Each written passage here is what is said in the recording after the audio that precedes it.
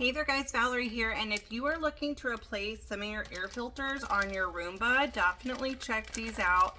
So I am a little ashamed to say how long it had been before I had replaced my filters. I definitely would recommend checking to make sure you're getting the correct size.